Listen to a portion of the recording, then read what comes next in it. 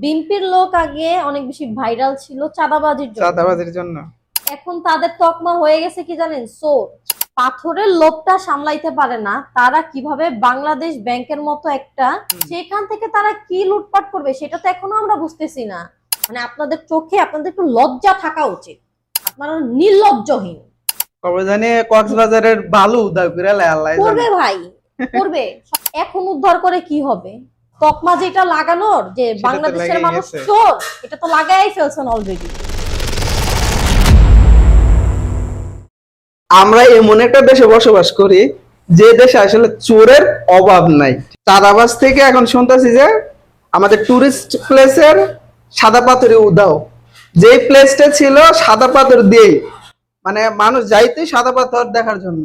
বিএনপির লোক আগে অনেক বেশি ভাইরাল ছিল চাঁদাবাজির জন্য। এখন তাদের তকমা হয়ে গেছে কি জানেন, চোর। চোর, সাদা পাথর চোর। নট অনলি সাদা পাথর ভাই, এমন একটা, মানে যদি বিএনপি আসে, আওয়ামী লীগের যে সবাই খারাপ ছিল নট লাইক দ্যাট, বিএনপির যে সবাই খারাপ হবে নট লাইক দ্যাট। হয়তো উচ্চ পদস্থের যে কর্মীরা আছে তারা ভালো, কিন্তু নিচু পদস্থের যে কর্মীগুলো আছে যারা অ্যাকচুয়ালি কাজগুলো করে, কেউ ভালো করে কেউ খারাপ করে, বাট ম্যাক্সিমাম খারাপ করে। ঠিক আছে? তো আমার ফ্যাক্ট হচ্ছে যে যারা মানে শুধুমাত্র পাথর পাথরের লোভটা সামলাইতে পারে না তারা কিভাবে বাংলাদেশ ব্যাংকের মতো একটা, মানে কি বলে এটাকে, একটা প্রতিষ্ঠান, এটা আমাদের আমাদের বাংলাদেশের মেইন যে অর্থনৈতিক ইয়েটা হয় সেটা তো বাংলাদেশ ব্যাংক, সেখান থেকে তারা কি লুটপাট করবে সেটা তো এখনো আমরা বুঝতেছি না। যারা এখনো আসেই নাই, না আসার আগে তারা পাথর চুরি করে ফেলে। আচ্ছা, পাথর তো দৃশ্যমান, রাইট? কিন্তু আমাদের এরকম কিছু আছে যেগুলো অদৃশ্যমান, অদৃশ্য। আমরা দেখতে পারতেছি না, কিন্তু অলরেডি লুটপাট হয়ে গেছে। এটা একটু ডিপলি ভেবে দেখবেন। আর সেকেন্ড হচ্ছে যে 80% পাথর যখন সরে যায়, অনলি 20% ছিল, তখন সাংবাদিকরা গেছে। তাহলে যখন 20% গেছে তখন তো সাংবাদিকদের যাওয়ার দরকার ছিল, রাইট? তার মানে কি এই যে 80% গেল, এটার ভাগ সাংবাদিকরাও নিছে। প্রশাসনের কোনো নজরদারি নাই। এটা গেল পুলিশ, অবভিয়াসলি টুরিস্টের ওইখানে তো পুলিশ থাকে, থাকেই, হ্যাঁ। পুলিশ থাকেই ভাই। তখন পুলিশরা কোথায় ছিল? গাঞ্জা এখন খাইতেছিল।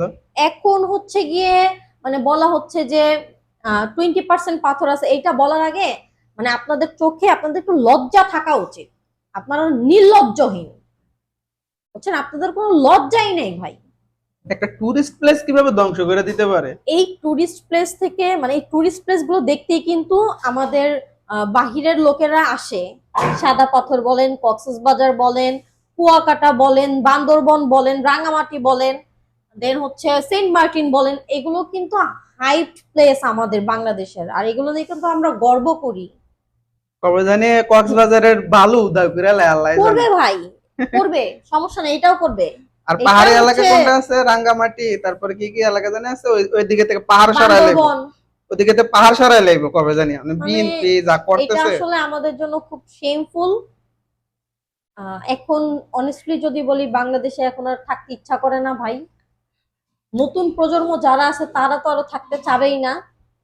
নেক্সট নেক্সট জেনারেশন আসলে ভালো কিছু বলতে কিছুই শিখবে না, কারণ যেই দেশের ভালো পলিটিক্যাল অবস্থা এরকম, সেই দেশের জনগণ আর কতটুকু ভালো হবে বলেন? আর ভালো কিছু থাকলে না ভালো কিছু শিখবে। এক্স্যাক্টলি। তারা, আহ, আমি যতটুকু দেখলাম যে 2500 ঘনফুট পাথর হচ্ছে উদ্ধার করতে পারছে। এখন উদ্ধার করে কি হবে?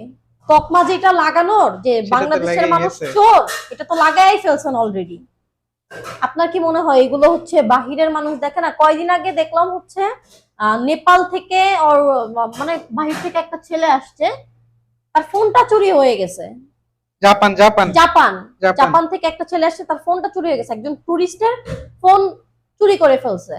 দেশের সম্পদ চুরি করে নিয়ে যাবে, দেশের অসম্মান হবে, এগুলাতে আমাদের বাংলাদেশ পুলিশ বলেন, দেন হচ্ছে আমাদের প্রশাসন বলেন, এদের কোনো কোনো হচ্ছে অ্যাকশন নাই। অ্যাকশন নাই, এদের মাথা ব্যথাও নাই।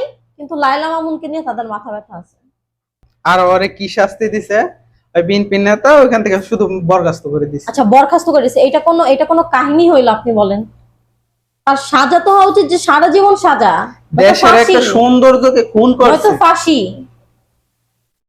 মানে যা তা অবস্থা করে ফেলছেন দেশের আপনারা, কি বলবো আর। আচ্ছা, আমাদের যে তরুণ প্রজন্ম, আমাদের মানে যারা এখনো ছোট, 6-7 বছর বা 8 বছর, যারা এখনো যায় নাই, বড় মানুষও কিন্তু অনেকে এখনো সিলেট যায় নাই, সাদা পাথর যায় নাই। তো যারা হচ্ছে যাবে, তারা গিয়ে কি পাবে? গোরারান্ডা।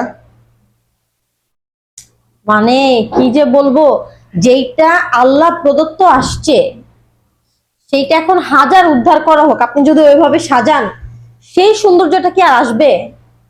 কখনোই আসবে না। এটা তো দেখলে মনে হবে যে এটা আর্টিফিশিয়াল। মানে প্রাকৃতিক একটা জিনিস, যা তা আর্টিফিশিয়াল অবস্থা একটা করে জিনিস। ফেলছে বাংলাদেশে, বুঝছেন? আর আমি তো মনে করেন যে অনেকদিন ধরে টাকা জমাইতেছি কেন?